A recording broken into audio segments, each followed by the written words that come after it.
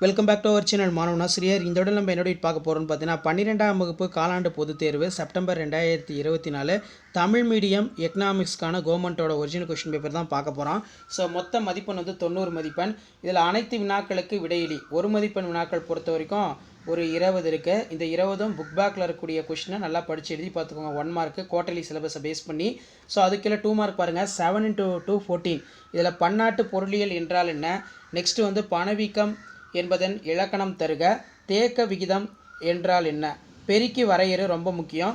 அதே மாதிரி எம்பிசி வரையறு, இறுதிநிலை நுகர்வோர் நாட்டம், விளைவு தேவை என்றால் என்ன, தொகுவளிப்பின் கூறுகள் யாவை, ஜிடிபி குறைப்பான் இலக்கணம் தருக, வருமான சூழல் ஒட்டம் வரையறு.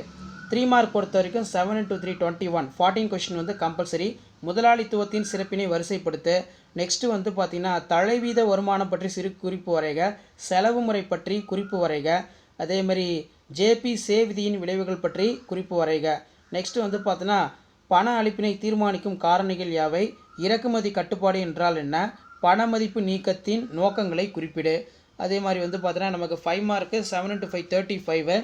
முதலாளித்துவம், அதே மாதிரி சமதரும் கலப்பு பொருளாதாரம் ஆகியவற்றின் தன்மைகளை ஒப்பிடு, நாட்டு வருமானத்தை கணக்கிடும் முறைகளை விளக்குக, வேலையின்மையின் வகைகளை வரி, மூலதனத்தின் இறுதிநிலை உற்பத்தி திறன் எம்இசி அதே மாதிரி எம்இஐ வேறுபாடு, வணிக சுழற்சியின் பல்வேறு கட்டங்களை விவரிக்க, பணத்தின் பணிகளை விளக்குக, இந்திய ரிசர்வ் வங்கியின் பணிகளை விவரிக்க, வெளிநாட்டு நேரடி முதலீட்டினால் ஏற்படும் நன்மைகளை குறிப்பிடு, உள்நாட்டு வணிகத்திற்கும் பன்னாட்டு குழுவிற்கும் உள்ள வேறுபாடு ரொம்ப முக்கியம், நல்லா படித்து வச்சுக்கோங்க.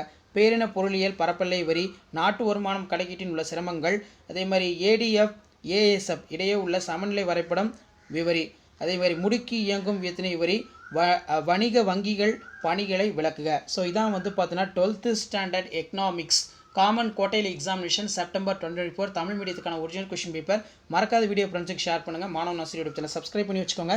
தேங்க்யூ.